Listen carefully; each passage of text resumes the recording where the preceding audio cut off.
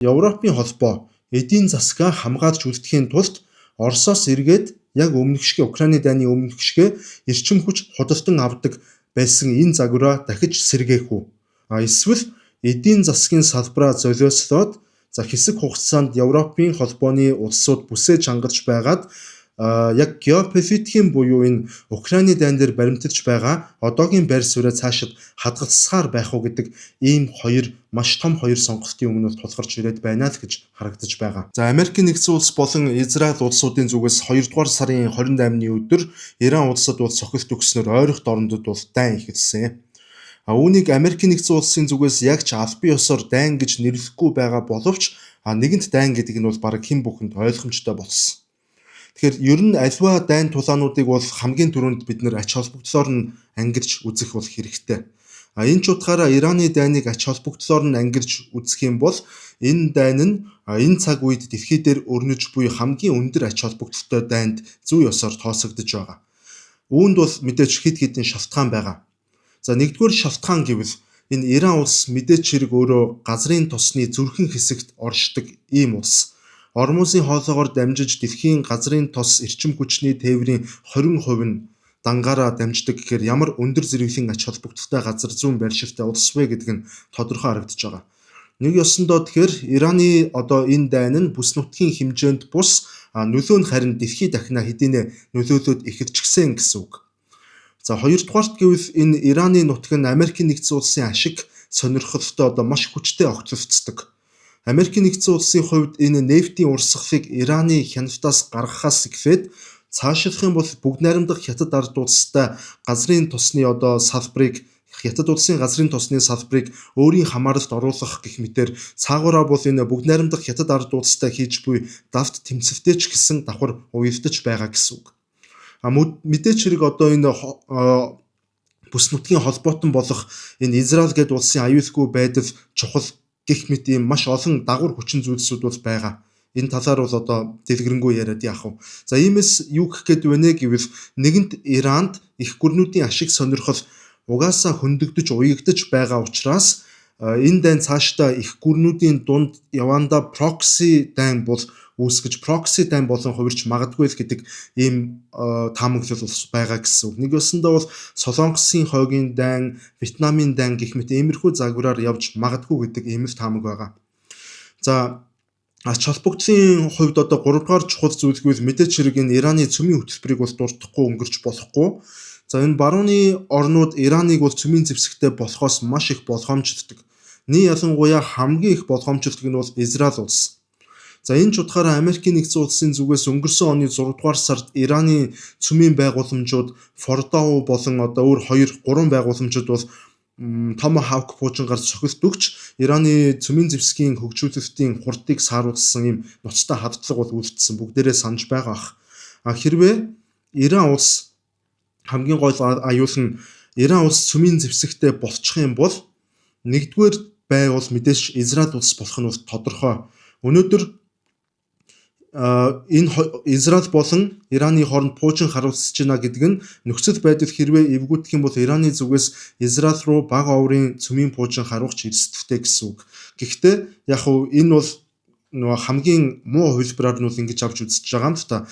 Хамгийн гол зүйл гэвэл яагаад Ираны цөмийн хөтөлбөрөөс болгоомжлоод байна вэ гэвэл хэрвээ Иран цөмийн зэвсэгтэй болж чадах юм бол бүс нутаг даяар буюу исламын улс орнуудын дунд Ирантай барьцаж цөмийн зэвсгийн төлөөх уралдаан ойрхон орнуудад эхэлж магадгүй гэдэг ийм болгоомжлол байгаа. За Египт зэрэг улсуудаас эхлээд ийм уралдаанд орж магадгүй.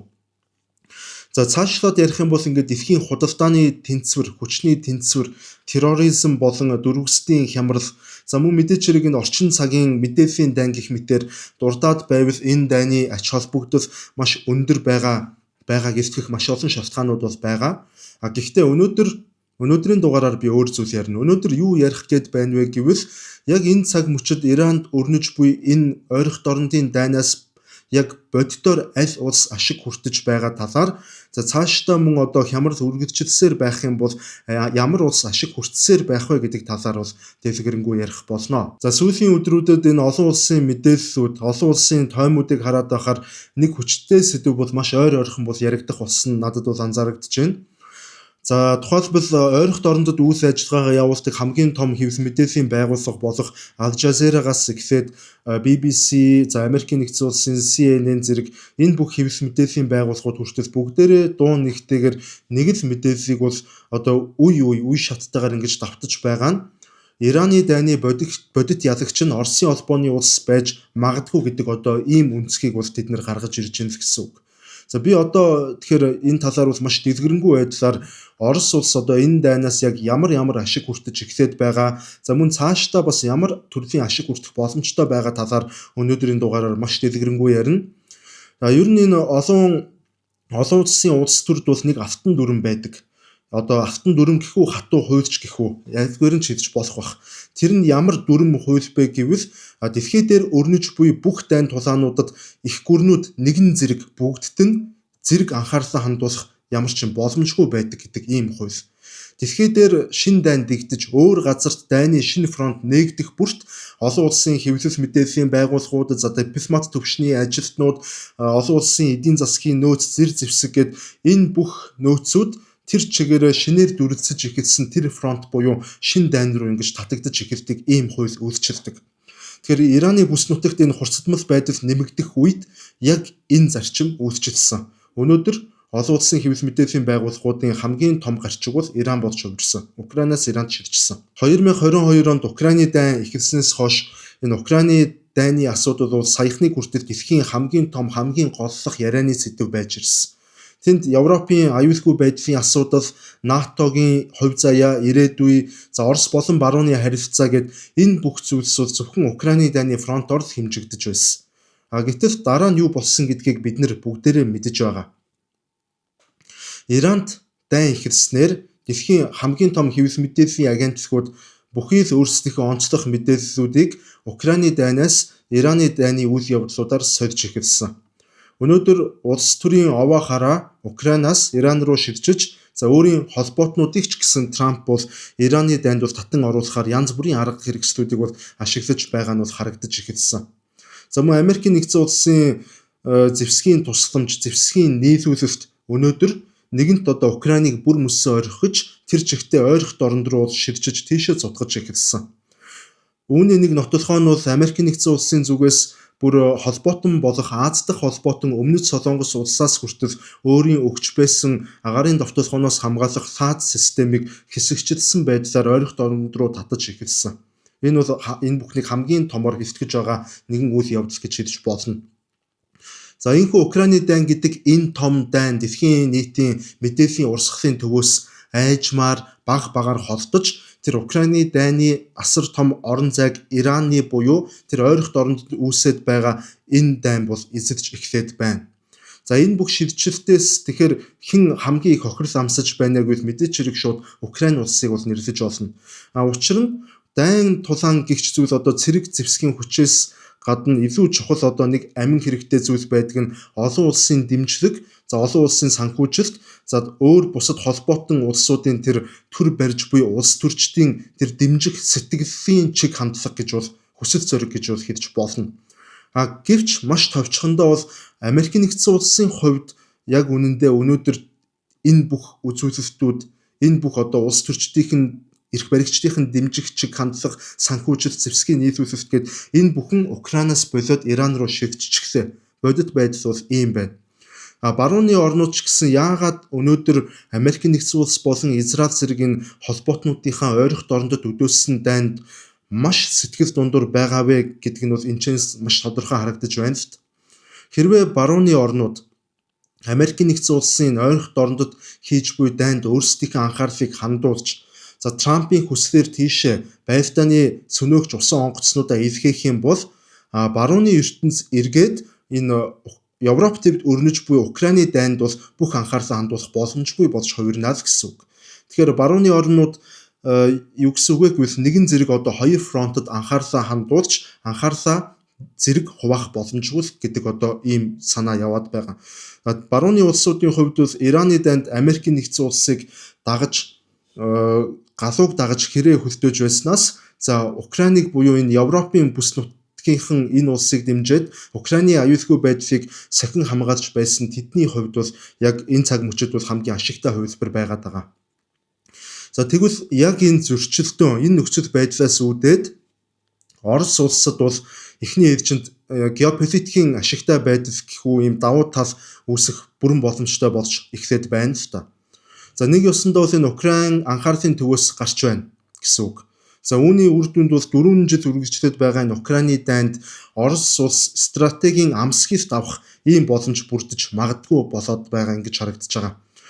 Анхаарал өөр тийшээ сарнихаар амсгийх боломж гарч ирнэ гэсэн үг. За одоо нэг ёсонд бол одоо ядчил Оросын холбооны улсын хувьд бол энэ дайны ачаалал нь одоо буурхан тодорхой байна л гэж ойлгож болно. Америкийн нэгдсэн улсын хувьд гэвэл одоо угаасаа нэгэнт бүх зүйл тодорхой болчихсон.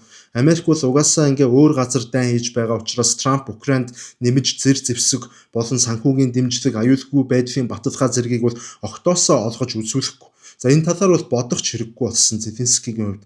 За ингэснээр Европын холбооны улсуудын хувьд бол шууд маш том дарамт үүсэж байна гэж ойлгож болно. Автоматар дарамт үүсэж байна.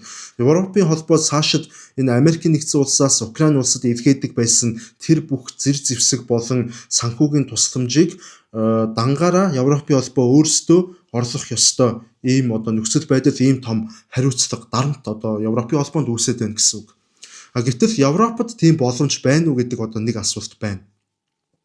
Яг уу хариулж болно. Байгаа юу гэвэл байгаа. Гэхдээ тун удахгүй ийм боломж байхгүй болж бас магадгүй.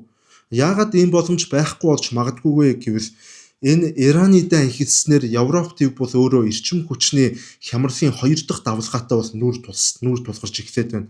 Эхний давлгаа бол мэдээж Украины дайн эхэлсний дараагаар Европын холбооны улсууд Оросын эрчим хүчний хамаарлыг багасгах нэрийн дор Оросын дайны санхүүжилтийг багасгах таслан зогсоох зорилгоор Оросоос эрчим хүч авахаа бодж эхэлсэн. Үүний дараагаар Европ даяар эрчим хүчний үн нэмэгдсэн.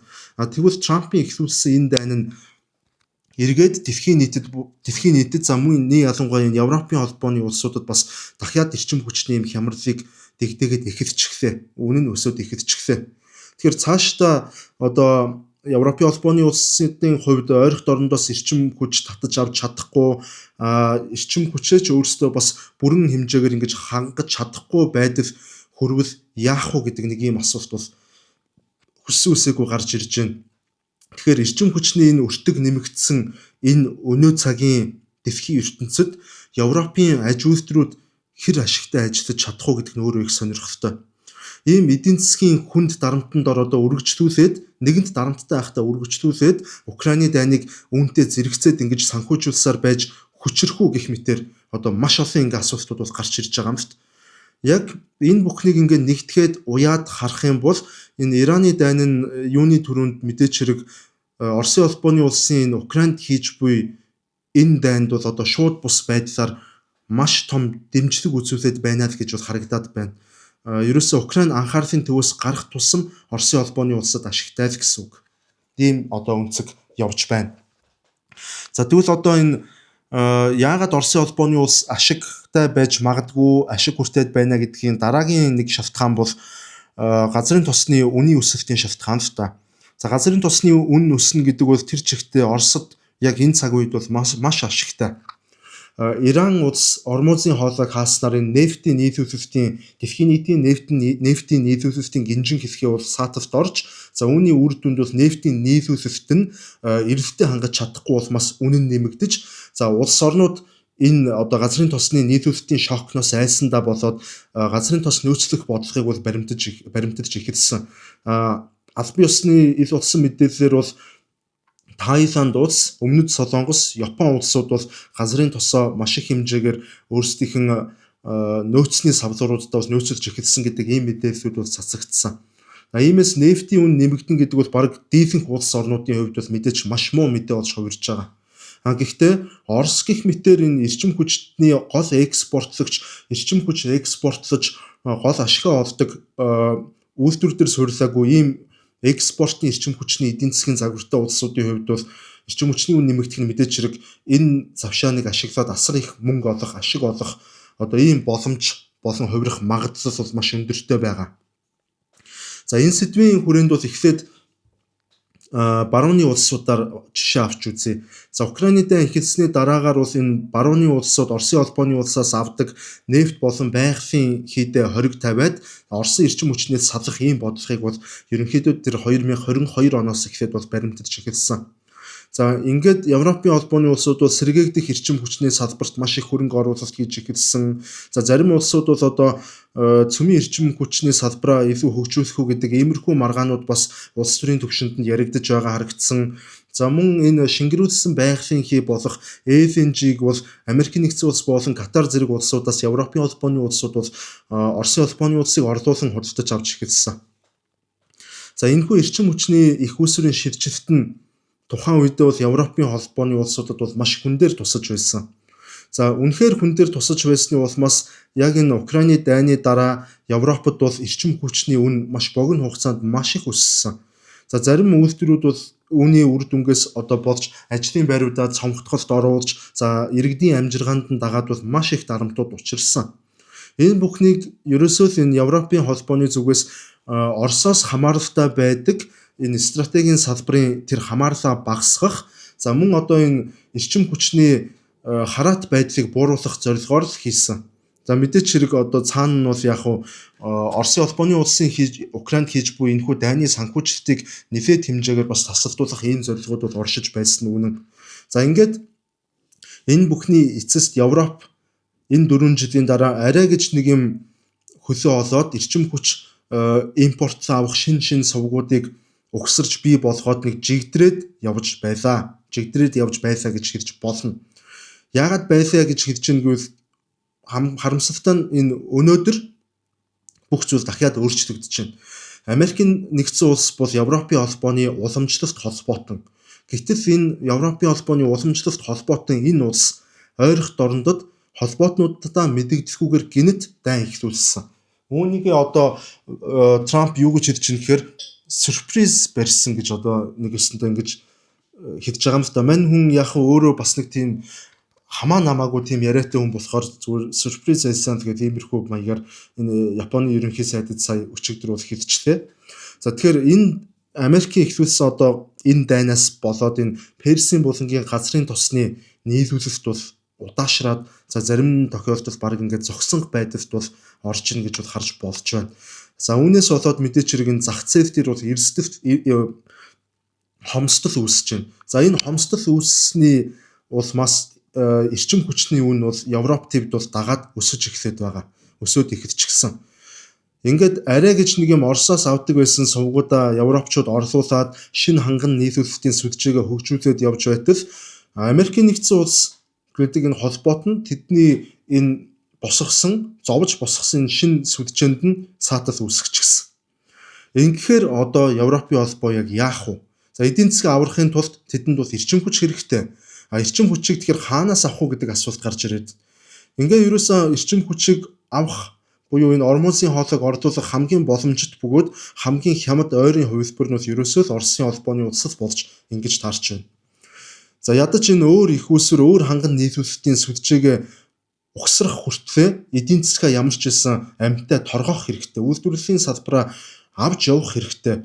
Үйлдвэрлэлийн өртгөө хэвээр нь байлгах хэрэгтэй. Тэгэхээр шинэ системээ угсартал, шинэ ханган нийлүүлэгчийг олтол Европын холбоо түр хугацаанд ч болтугай Оросоос эрчим хүч худалдан авахаас өөр сонголтгүй болж хувирж магадгүй ийм ирээдүй тун ойрхон болж ирээд байна. За иймээс одоо европчуудын өмнө маш том сорилт тулгарч эхлэх гэж байна гэж бол харж болохоор л байгаа. За тэр нь ямар сорилт вэ гэвэл Европын холбоо эдийн засгаа хамгаалж үлдэхийн тулд Оросоос эргээд яг өмнөх шиг Украины дайны өмнөх шиг эрчим хүч худалдан авдаг байсан энэ загвараа дахиж сэргээх үү? Эсвэл эдийн засгийн салбараа золиослоод за хэсэг хугацаанд Европын холбооны улсууд бүсээ чангарч байгаад яг геополитикийн буюу энэ Украины дайн дээр баримтарч байгаа одоогийн байр суурьаа цаашид хадгалсаар байх уу гэдэг ийм маш том хоёр сонголтын өмнө тулгарч ирээд байна л гэж харагдаж байгаа. За Европын холбооны хувьд бол нэг иймэрхүү байна. Ерөнхийдөө бол товчлоод ярихад за тэгвэл Оросын холбооны улсын хувьд мэдээч хэрэг энэ дан ганц Европын зах зээл рүү бол эрчим хүч худалдаалдаг гэдэг ийм ойлголтоор бол хязгаарлаж болохгүй. За Аз твийн улс орнуудын бараг дийлэнх хэсэг нь бол Ормосын хоолоогоор дамжуулан энэ Персийн булангийн улс орнуудаас эрчим хүч худалдаж авдаг ийм загвартай байдаг. За гэтэл энэ Ормосын хоолой өнөөдөр бараг хаагдсан шахуу ийм байдалтай болсноор энэ Аз твийн улс орнуудын эрчим хүчний нийлүүлэлтийн гинжин хэсгээ бол дагаад ганхаж эхэлж байгаа. За Япон, Солонгос, зүүн өмнөд Азийн улсууд, Энэтхэг, Хятад гээд энэ жагсаалт бол цаашаага явж өгнө. Угаасаа Ормосын хоолоогоор дамжин гардаг энэ нефтийн бараг 80 гаруй хувь нь дан ганц Азийн зах зээл рүү, Азийн улсууд руу нийлүүлэгддэг байсан. Иймээс Аз төв бол энэ Америкийн нэгдсэн улсын Иранд ихлүүлсэн энэ дайны өнөөдрийн хамгийн гол эдийн засгийн хохирлыг амсаж байгаа төв бодож хувирч байна гэж ойлгож болно. За Энэтхэг улсын хувьд гэхэд Энэтхэг улс бол угаасаа нэлээд их хэмжээний газрын тосыг уламжлалт байдлаар энэ ялангуяа энэ 2023-2004 оноос эхлээд Оросын албаны улсаас бол маш их хэмжээгээр авдаг ийм загварлууд ширчээд байсан. Гэхдээ энэ Энэтхэг улсын хувьд бол нийт импортын бараг 60 орчим хувийг бол Ормосын хоолоогоор дамжуулан энэ булангийн орнуудаас авдаг байсан. За гэтэл өнөөдөр энэ хоолой байхгүй болчихсон. Энэтхэг нефтийн нийлүүлэлт үнийн улмаас бол саатаад Энэтхэг даяар шатхууны үн өсөөд стратегийн нөөцөнд ерөнхийдөө дуусах тийшээ хандаж эхэлчихсэн байгаа. Энэтхийн эдийн засаг удаашрах дээрээ тулчгаад байна гэж ойлгож болно. Тэгвэл үүнийг Энэтхэг улс буюу ялангуяа энэ тэрбум холт авсан хүн амтай энэ том улс бол маш хурдан хугацаанд засаж залруулах шаардлагатай. За үүнийг яаж засах уу гэдэг нэг асуулт байна. Булангийн орнуудын орон зайг Энэтхэг улсад яаж орлуулах вэ? Ерөөсөө л тодорхой хамгийн ойрхон хамгийн боломжийн үнэтэй цорын ганц нийлүүлэгч байгаа нь Орос улс. За иймээс Энэтхэг улсын хувьд энэ Оросын албаны улсын газрын тосоор булангийн орнуудаас авдаг байсан тэр газрын тосоо орлуулна л гэсэн үг. Хэрвээ энэ дайн өнөө маргааштай эсвэл хэдхэн 7 хоногийн дотор ойрын хугацаанд дуусахгүй бол хүссэн үсээгүй Энэтхэг улс Оросоос газрын тос авдаг энэ загвар руу ширчнэ л гэсэн үг. Тэр Америкийн нэгдсэн улсын ерөнхийлөгч Дональд Трамп Энэтхийн Нарендра Модиг хоригдсон уу яана уу хамаагүй эцэст амьд үлдэхээс чухал болж хувирж байгаа гэсэн үг. Газрын тос байхгүй бол яах юм, амьд үлдэж чадахгүй, survive хийж чадахгүй ийм л байдалд орно. Тэгэхээр Моди хүссэн үсээгүй Оросоос авна. Орос улс зөрүүлээд Энэтхэгт маш их газрын тос зараад тэнцэнээсээ ихээхэн хэмжээний бас ашиг хүртэх боломжтой л гэсэн үг. За энэ Хятад улсын хувьд ярих юм бол угаасаа хятадуудад нэг их сонголт байхгүй. Оросоос авахаас өөр сонголт тэдэнд байхгүй. За энэ дайнд бол аль нэг нь бол ялж дайн дуусах хүртэл Орос улс Хятадын эрчим хүчний хамгийн гол ханган нийлүүлэгч байна л гэсэн үг. Харин дайн дууссаны дараа буюу Ираны дайн дууссаны дараа энэ дайн яг аль талынх нь ялалтаар өндөрлөж дуусгаас хамаарат Хятадын ойрын ирээдүйд бол ихээхэн өөрчлөлт орох боломжтой. Хэрвээ Америкийн нэгдсэн улсын тал энэ дайнд ялах юм бол Хятад улс эрчим хүчний салбарт хоёр сонголттой бас тулгарна. Оросоос үргэлжлүүлэн авдаг ийм Оросын хамааралтай загварыг сонгох уу, эсвэл Америкийн нэгдсэн улстай тохироо хийх үү гэдэг ийм хэцүү хоёр сонголт тулгарна л. Яг үнэндээ бол аль ч сонголт нь бүгд найрамдах Хятад ард улсын хувьд Хятад улсын эдийн засгийн тусгаар тогтнолт эрсдэлтэй. Оросоос эрчим хүчний хараат болно гэдэг бол Хятадуудад юу гэсэн үг вэ гэвэл энэ Хятадын энэ том үйлдвэрлэгч зах зээл нийлүүлэлтийн хувьд эрчим хүчний нийлүүлэлтийн хувьд дан ганцхан зах зээлээс хамааралтай болж хувирна гэсэн үг. Дан ганц зах зээлээс хамааралтай болохын өөрөө маш их эрсдлийг дагуулдаг. Харин энэ дайнд хэрвээ Ираны тал энэ дайнд ялах юм бол ялах нь ч юу юм бэ? Ялна гэж бас ярьж арай болохгүй бах. Ямар ч тач Америкийн нэгдсэн улсын талын зүгээс хэрэгжүүлж байсан энэхүү байлдааны ажиллагаа амжилтанд хүрч чадалгүйгээр Америк зорилготой хүрч чадалгүйгээр цэргээ ухрааж Иранаас гаргасан тохиолдолд Хятад улсад харин ашигтай хувилбараар өрнөх боломжтой. Хятадууд энэ чэнэс хожно гэсэн үг. Яаж хожих уу гэвэл Иран болон Оросын албаны улс гэдэг хоёр эрчим хүчний нийлүүлэгч авч үлдэнэ. Эрчим хүчний нийлүүлэгчээ солонгоруулсан байдалтайгаар авч үлдэж чадна гэсэн үг. Ийм тохиолдолд Хятадууд өнөө маргаашаа биш, өнөөдрийн эрчим хүчний нийлүүлэлтийн асуудлаа биш, илүү цаад ирээдүй буюу геополитикийн ашиг сонирхолтой одоо илүү их анхаарал хандуулж бодит үндэс дүгнэлт гаргах боломжтой болж хувирна гэсэн үг. Энэ нь ямар асуудал вэ гэвэл ерөөсөө Тайваныг нэгтгэх асуудлаа чөлөөтэй бодох боломжтой болж эхэлнэ гэсэн үг. За тэгвэл саяны дурдсан улсуудаас гадна одоо Бангладеш, Турк болон зүүн өмнөд Азийн улсуудыг ч гэсэн нэрлэж болно. Энэ Персийн булангийн нефт одоо үнэхээр цаашдаа ингээд саатаад байвал яг одоо яах вэ? За орлуулахаас өөр арга замгүй эдгээр улсууд ядж яхад энэ Аз ТV орнууд бол дийлэнх ормозын олгоор дамжиж байгаа нефтийг бол авдаг. За ингээд энэ Азийн улс орнуудад хамгийн ойрын бөгөөд хамгийн хямд эрчим хүчний их үүсвэр нь ерөөсөө дахиад Оросын холбооны улсад болж таарч байгаа. За мөн бүгд найрамдах Солонгос улс болон Япон зэрэг нь аж үйлдвэрлэл өндөр хөгжсөн бүр маш өндөр технологиор суурилсан аж үйлдвэрлэлтэй ийм улсуудын хувьд ч гэсэн одоо энэ жагсаалтанд бол орж байгаа юм л. За тэд нар хэдийгээр энэ хоёр улс маань Америкийн нэгдсэн улсын уламжлалт холбоотой одоо мөн боловч яг цаг тулсан мөчид тэд нэр Оросын холбооны улсаас хямд эрчим хүч авбал одоо тэд нэр эдийн засгаа аварч үлдэх аж үйлдвэрлэлийн хурдаа сааруулалгүй өртгийг нэмэгдүүлэхгүй авч үлдэх боломжтой болно л гэсэн үг. Эсвэл өөр сонголт байгаа нь холбоотнуудын талд ороод геополитикийн өнөөдрийн зарчмаа баримтарч Америкийн нэгдсэн улсын үгэнд орох нэг ийм сонголт бол байгаа. Хэрвээ ийм сонголтыг хийх юм бол яг энэ хоёр улс Япон болон Солонгос гэдэг хоёр улсын эдийн засаг өөрөө нийлээд эрсдэлтэй тулгарна гэсэн үг л дээ. Ойрын нийлүүлэгчээс авах биш өөр буюу тэр Америкийн нэгдсэн улсаас ч юм уу Америкийн нэгдсэн улсын сувг гаргаж өгсөн тэр өөр шин сувгаар дамжуулж авах боломж нэмэлт нөхцөл байдал үүснэ гэсэн үг. Гэхдээ ямар ч нөхцөлд Америкийн нэгдсэн улсаас ч авсан бай, Америкийн нэгдсэн улсын зуучилсан өөр шин шугамар авсан ч бай, яг хажууд байгаа Оросын хямд эрчим хүчнээс үнэтэд тусна. За ингэхээр одоо маш товчхондоо бол энэ Аз твдэх эрчим хүчний нийлүүлэлтийн салбарт Оросын холбооны улс бол ингээд маш том орон зай эзэлж гол тоглогч болж магадгүй гэсэн ийм таамаглал прогноз ийм санаал яваад байгаа юм.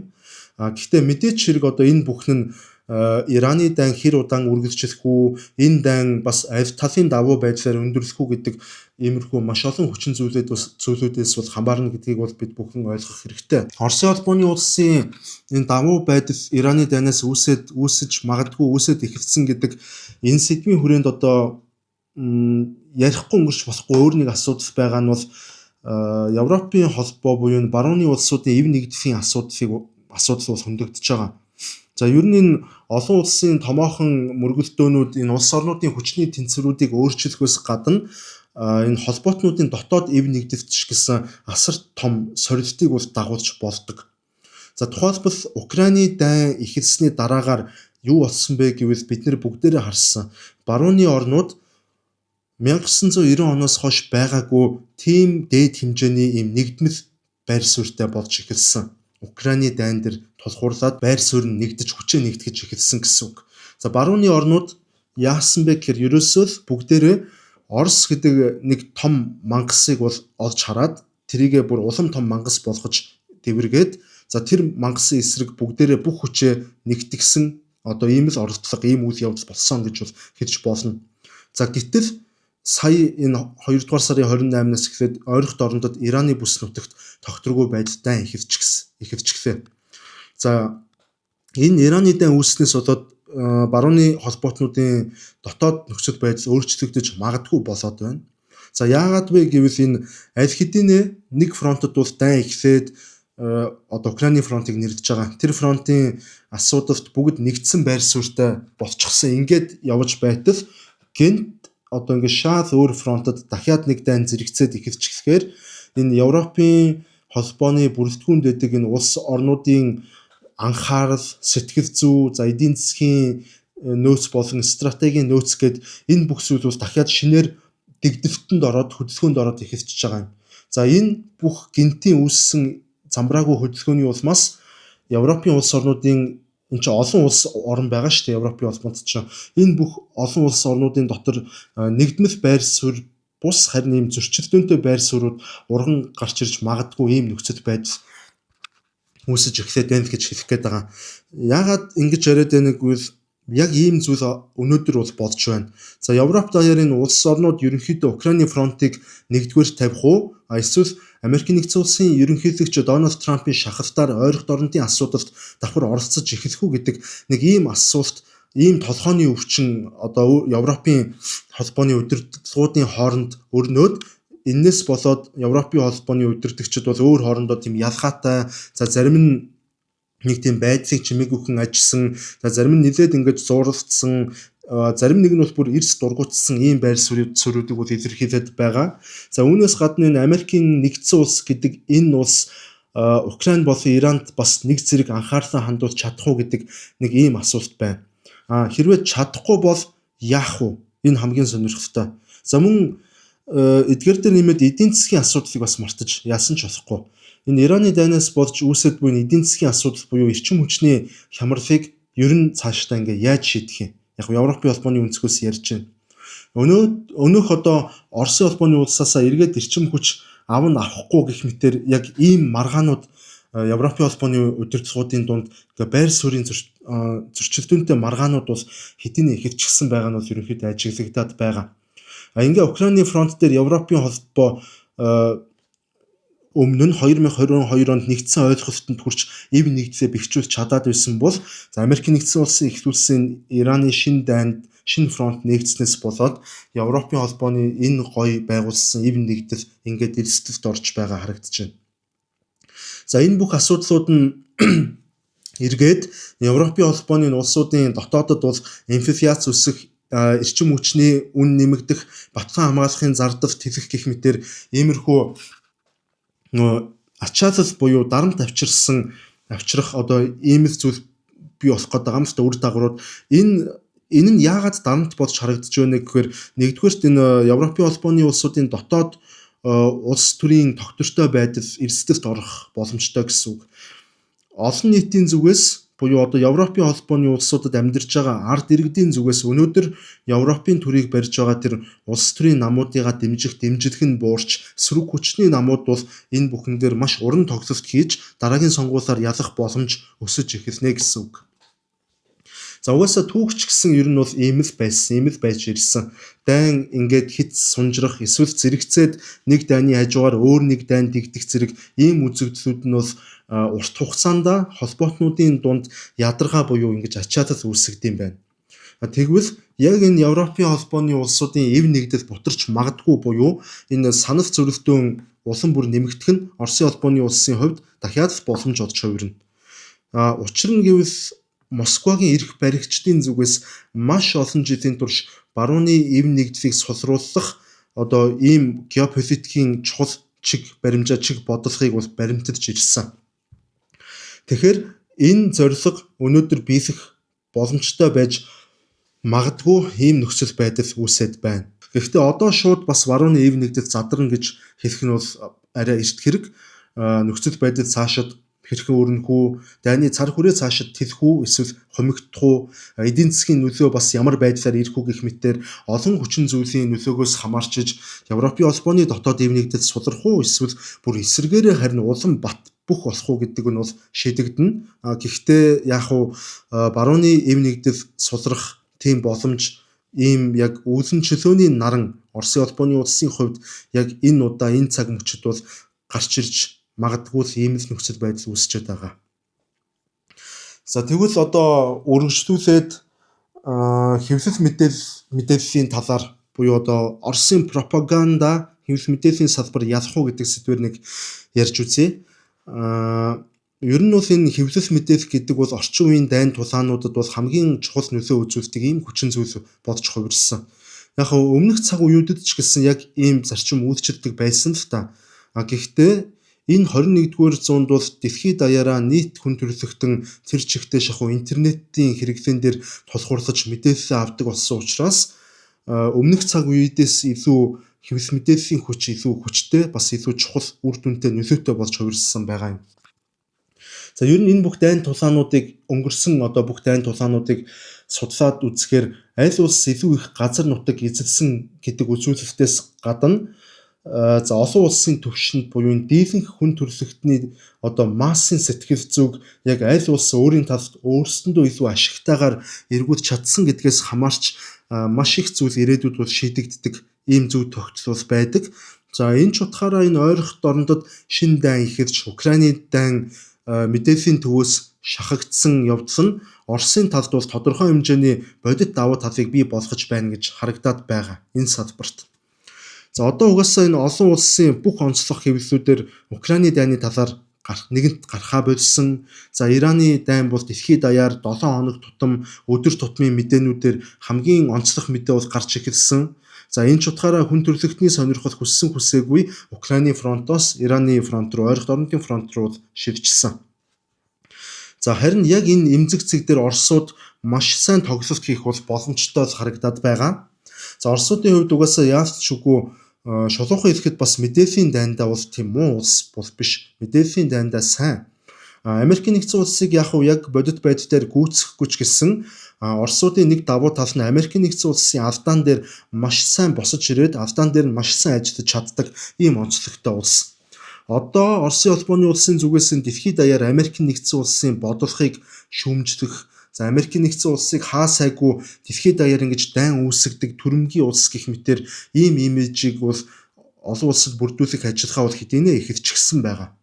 Харин Оросууд өөрсдийгөө юу гэж харагдуулахыг зордгоо гэхээр Америкийн нэгдсэн улсын дарангуулал энэ долларын ноёрхлын эсрэг буюу энэ олон туйлд дэлхийн ертөнцийн төлөө тэмцэгч хамгийн гол хүчин гэдэг энэ тэмцлийн манлайлагч гэдэг одоо иймэрхүү агуулгаар өөрсдөө харуулах ийм тактикийг бол баримталдаг энэ мэдээллийн дайнд. Ер нь бол эртнээсээ л иймэрхүү агуулгаар бол явдаг. Энэ бол одоо үүсчээд байгаа зүйл биш, тасралтгүй өрнөсөөр л байдаг ийм л зүйл. Зарим үедээ энэ нь яг бүх тохироо бүрдсэн мөчөд илүү хүчтэй явагдана.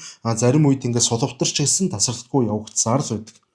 За Оросын энэхүү одоо үжил сурталын пропаганда гэхүү мэдээллийн дайн голцсон энэ өмнөд Америкийн улс орнууд, Африкийн улс орнууд, за мөн мэдээч хэрэг одоо Аз твийн зарим улс орнуудад бол маш хүчтэй нөлөөлдөг. Тэгээд тэр улс орнууд яагаад гэхээр Америкийн нэгдсэн улсын бодлогыг бол тодорхой хэмжээгээр шүүмжилдэг ийм бүтэц бүхий бодлого бүхий төр засгуудтай. Иймээс Оросын холбооны улсын талын буюу энэ Оросын үндэсгийн тайлбарыг сонсох нь тэдэнд бол илүү таалагддаг. За манай улсын хувьд бас ярихад бол угаасаа л манай улс бол Оросын холбооны улстай хэд цалгаа хоёр хөршөөрөө бүрэн хүрээлэгдсэн далаад гарцгүй ийм л байдалтай улс. Манай улсад энэ ойролт орнуудын мэдээллийн дайн одоо пропаганданы нөлөө орж ирэхгүй байна гэж бол хизээж байхгүй. Оросын холбооны улсаас ялангуяа. За иймээс энэ манай улсын хувьд одоо энэ манай ард түмэн ерөөсөө асуудлыг ингэж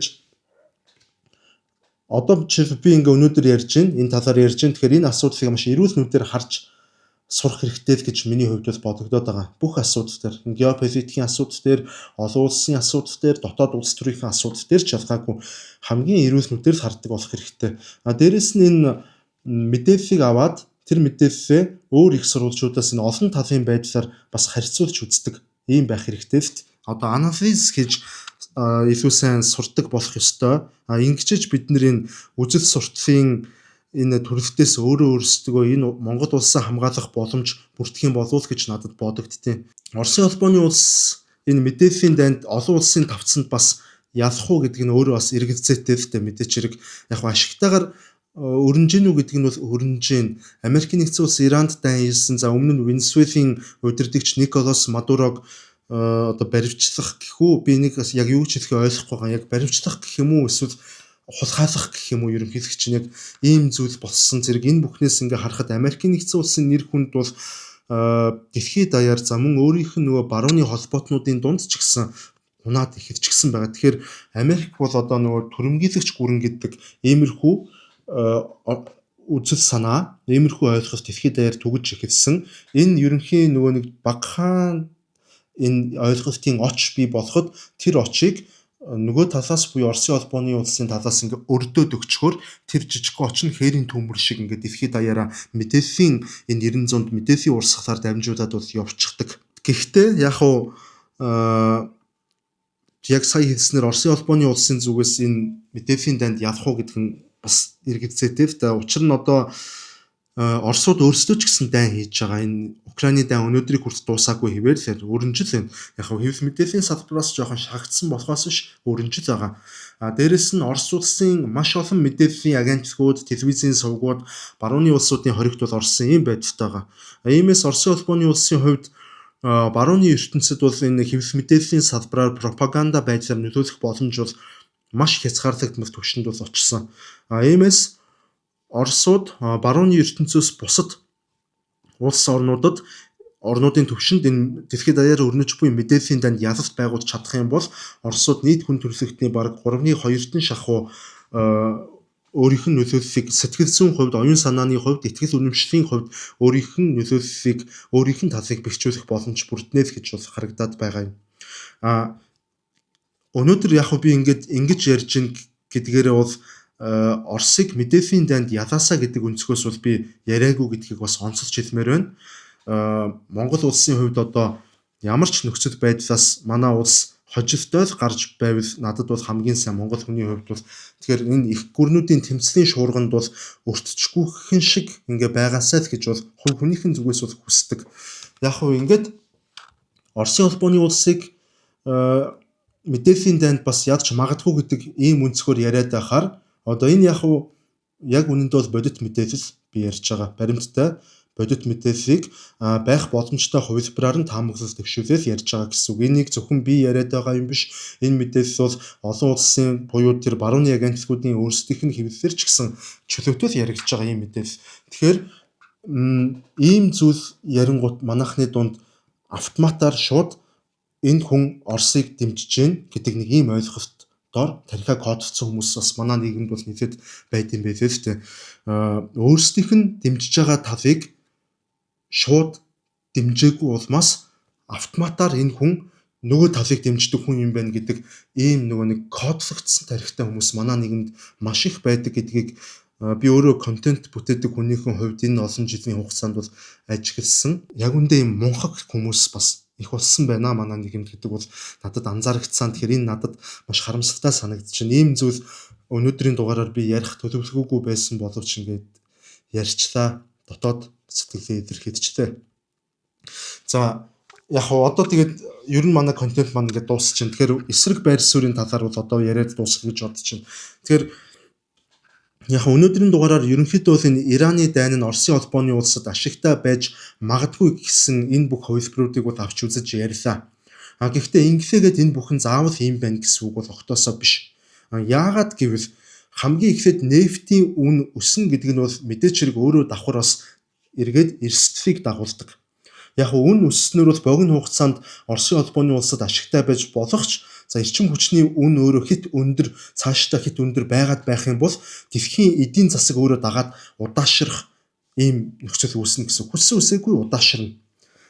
За дэлхийн эдийн засаг хэрвээ удаашрвал үүнийг дагаад эрчим хүчний эрэлт буурна. Эрчим хүчний эрэлт буурна гэдэг чинь Оросоос эрчим хүч авдаг гол худалдан авагчид болох энэтхэг хятад гэх мэт одоо энэ бүх улсууд өөрсдөө дарамтанд орж эхэлнэ гэсэн үг. Аж үйлдвэрлэлийн салбарын дарамтанд орно гэсэн үг. Аж үйлдвэрлэлийн хурд нь буурна гэсэн үг. За ингээд Аз төв эдийн засгийн гэсэн үг. Ингээд эцэст нь Аз твийн эдийн засаг хэрвээ саарвал Аз твийн аж үйлдвэрлэл өөрөө саарах юм бол үүнийг дагаад хүссэн үсээгүй Оросын эрчим хүчний экспортын орлого ч гэсэн урт хугацаанд дагаад буурах нь тодорхой гэсэн үг. Тэгэхээр урт хугацаанд бол Оросуудад ашиггүй. Өнөөдрийн богино хугацааны тоглолтод бол Оросуудад ашигтай. Энэгээр дамжуулж энэ нөхцөл байдлыг ашиглаж Оросын холбооны улс бол одоо стратегийн хувьд бол мөнгө хийх ийм шаардлага үүсэж байгаа гэсэн үг. Тэр улсын эрх баригчдын өнцгөөс хэрвээ харах юм бол за тэгвэл харин энэ геополитикийн үүднээс харах юм бол энэ Иранд одоо дайн болж байгаа нь Оросын холбооны улсад мөн яг энэ цаг хугацаанд ашигтай байж болох ч Ираны дэглэм цаашдаа сулрах эсвэл бүр ингэж ялагдсанаар за Орос улс бол стратегийн маш том алдагдал хүлээхээс өөр аргагүй юм байдалд орно гэсэн үг. Геополитикийн ялагдал хүлээнэ гэсэн үг. Иран өөрөө суларч ялагдах юм бол Иран улс бол маш чухал улс. Иран улс бол Оросын холбооны улсад ялангуяа үнэхээр чухал. Иран нь одоо Оросын хувьд барууны эсрэг үзэл санааны хувьд болон одоо ингээ боддоор физик биеэрээ ингэж тэмцэлддэг ийм улс болчихлоо. За мөн одоо Оросын ойролт оронд дах геополитикийн цорын ганц тулхуур за цаашлуудын цэргийн хамтын ажиллагааны чухал холбоотой улсаар Иран улсыг бол нэрлэж болно Оросын хувьд. Оросын холбооны улс өнөөдөр Сирийг автсан. Сирээр дамжуулж ойролт оронд дах геополитикийн бодлогоо явуулдаг байсан. Одоо Оросуудад хэн үлдсэн гэхээр Иран улс л үлдээд байгаа. Тэгэхээр Иран бол Оросын ойролт оронд дах сүүлчийн бэхлэлт болж хувирсан. За үүнээс гадна Оросууд Иран улсад зэвсэг нийлүүлж мөнгө олдог. Мөн хариуд нь Иран улсаас Оросын холбооны улс Украины дайнд ашиглах зорилгоор дрон худалдаж авдаг. Иймээс одоо Иран хэрвээ эвгүйтгэх юм бол Оросын Ирантай хамааралтай энэхүү зэвсгийн харилцаа болон за ойролт орондын бүс нутаг дахь Оросын нөлөө гэд энэ бүх зүйл дагаад эрсдэлд орно л гэсэн үг. За иймээс энэ өнөөдрийн өрнөж буй энэ дайн Оросын холбооны улсад тодорхой боломжуудыг хэдийгээр авчирч болох боловч шууд Орос улсыг бас эцсийн хамгийн том ялагч болгоно гэж ингэж дүгнэхэд бол арай эрт байгаа юм. Орос үнэхээр хожих уу эсвэл бүрч илүү тогтворгүй байдалд татагдан орох уу гэдгийг бол гагцгүй одоо цаг хугацаанд харуулах ийм л нөхцөл байдал, ийм л үйл явц өрнөж байна л гэж бид бүхэн харах хэрэгтэй. За ингээд өнөөдрийн ерөнхийдөө бэлтгэсэн энэхүү геополитикийн дүгнэлт тойм маягийн энэхүү нэвтрүүлэг маань энд хүрээд өндөрлөж байна. За ингээд дараагийн дугаараар дахин уулзтлаа. Түр баяртай.